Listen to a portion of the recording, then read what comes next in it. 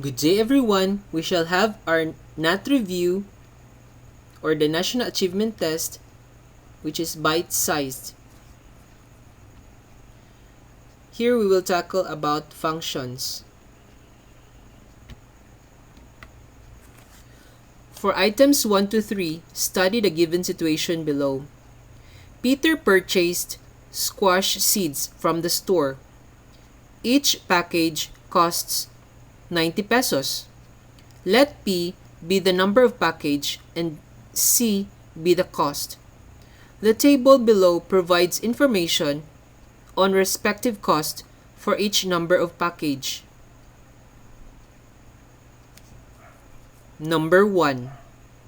Which of the following equations illustrates the association between cost and the number of packages? A. C is equal to 2P. B. C is equal to 2 over P. C. C is equal to 90P.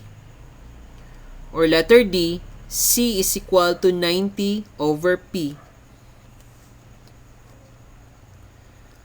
Number 2. Which of the following statements is true?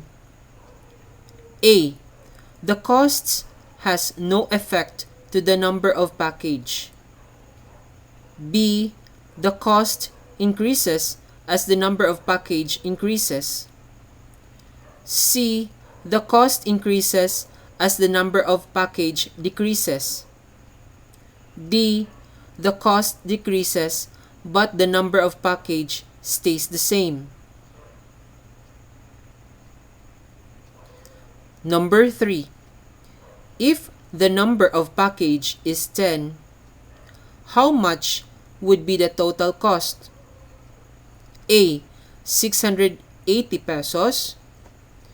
B. 770 pesos. C. 860 pesos. Or letter D. 900 pesos. Now here are the answers. Number 1, C. Number 2, B. Number 3, D. Thank you very much for watching. Please subscribe.